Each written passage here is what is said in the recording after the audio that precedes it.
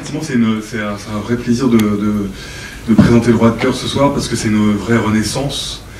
Ce film est montré, sort en salle à Paris et ailleurs en France d'ailleurs peut-être, 50 ans après sa sortie en salle. Et donc c'est un film très, très singulier. Je ne sais pas si dans la salle vous connaissez bien l'œuvre de Philippe de Broca, mais si vous en avez une idée en tout cas, de films peut-être que vous avez vus dans différentes circonstances. Je sais que d'ailleurs certains sont ressortis dans cette salle, comme L'Homme de Rio, il n'y a pas tellement longtemps. Donc vous avez peut-être en tête justement ce cinéma-là de Philippe de Broca, qui a fait aussi sa popularité, ce cinéma populaire, bondissant, ces comédies d'aventure. Le film que vous allez voir ce soir, il est très très différent dans l'œuvre de Philippe de Broca. C'est son film peut-être le plus personnel.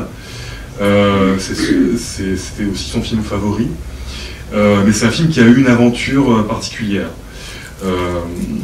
Donc déjà, si je remets un peu dans le contexte de l'œuvre de Philippe de Broca, c'est vrai que c'est son 8e long métrage. C'est un film qui a été tourné en 1965, qui intervient entre deux films.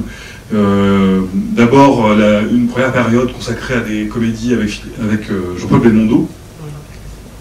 Alors d'abord Jean-Pierre Cassel, effectivement, Alexandra, je voulais pas remonter aussi loin, mais je peux remonter aussi loin. Donc les premiers films de Philippe de Broca, notamment Le Farceur, Les Jeux d'amour, L'Amant de 5 jours, sont des films qui étaient des très très belles comédies, où déjà pointaient d'ailleurs, on va en reparler, les liens entre réalité et imaginaire.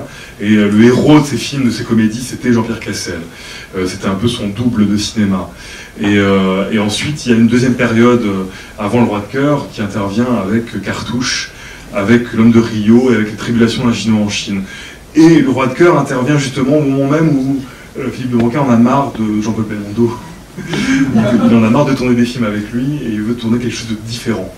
Et donc il tombe sur deux faits divers, notamment voilà, des faits divers qui racontent, des faits divers donc réels, qui racontent pendant la guerre l'évasion de fous d'un asile, et notamment des fous qui marchent entre Paris et Lyon, qui sont échappés d'un asile, et ils sont mitraillés sur la route, et ils arrivent à Lyon, et on s'aperçoit que les infirmiers ne sont plus là pour les entourer.